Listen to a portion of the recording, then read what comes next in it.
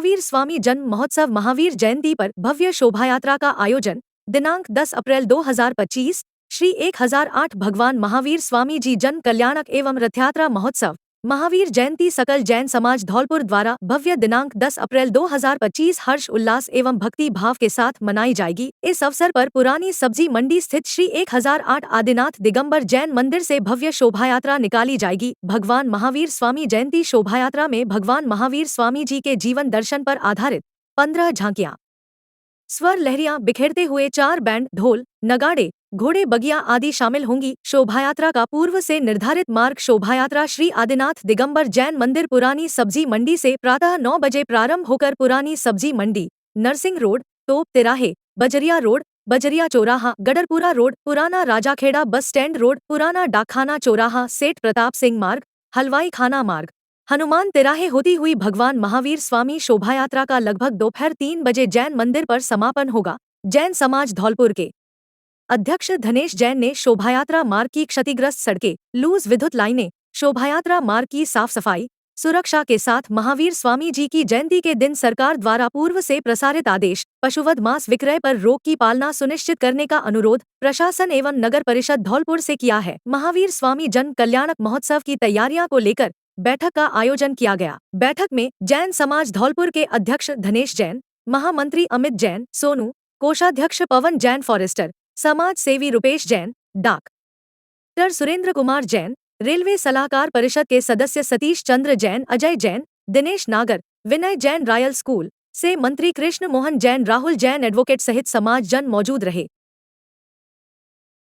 वर्तमान ग्राम पंचायत लालपुर रहसेना मड़ी अतरौली नसीलपुर है, जिसकी कुल जनसंख्या 5075 है एवं निकटतम पंचायत दिहोली की कुल जनसंख्या 6594 है। 2011 की जनगणना के अनुसार ऐसी स्थिति में पंचायत नवसृजन होना निश्चित है। लालपुर और रहसेना दोनों ही गांव शुरुआत से एक ही नाम से जाने जाते हैं, लालपुर रहसेना के नाम से, जिनकी दूरी एक दूसरे गाँव से 300 मीटर है और वर्तमान में लालपुर गांव का अटल सेवा केंद्र रहसेना में ही संचालित है। वर्तमान में पंचायत मुख्यालय लालपुर पर संचालित उच्च माध्यमिक विद्यालय का नाम भी दस्तावेजों में 1947 से लालपुर रहसेना के नाम से है और दोनों ही गांव का श्मशान स्थल शुरू से लेकर संयुक्त रूप से एक ही है। अतः श्रीमान जी से निवेदन है कि एक ही पिता के 2 संतान है, लालपुर और रहसेना, इन दोनों ही गाँव को पंचायत मुख्यालय के रूप में एक साथ रखने की कृपा करें।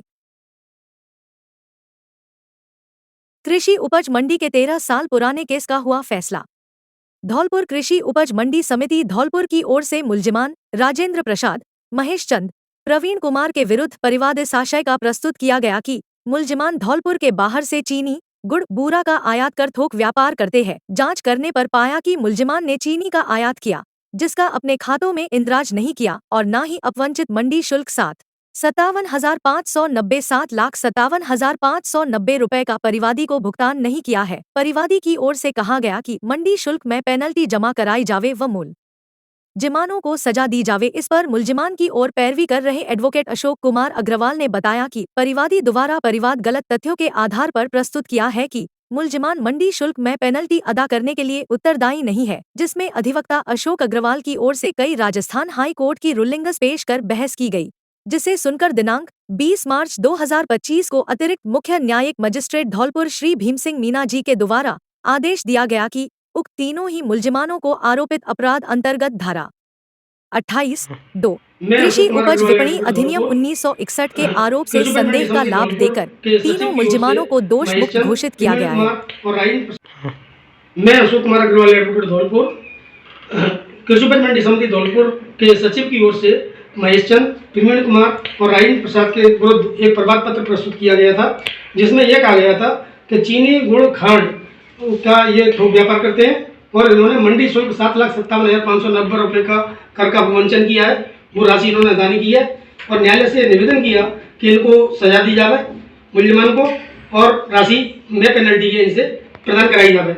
इस पर मेरे द्वारा बहस की गई और राजस्थान हाईकोर्ट की रूलिंग्स पेश की गई, जिसमें मैंने ये कहा कि इनकी ओर से जो प्रभाव प्रस्तुत किया गया है वो गलत तथ्यों के आधार पर प्रस्तुत किया गया है, जबकि मेरे मुलजिमान ने किसी भी प्रकार का कोई भी मंडी शुल्क अपवंचन नहीं किया है, जिसको सुन करके बहस सुनी जा करके न्यायालय श्रीमान द्वारा दिनांक 20/3/2025 को निर्णय पारित किया गया, जिसमें उन्होंने तीनों मुलजिमान को दोष मुक्त घोषित किया गया है और उनको बरी किया गया है। धौलपुर अवैध बजरी परिवहन करने वालों के खिलाफ एसपी सुमित मेहरड़ा की सख्ती।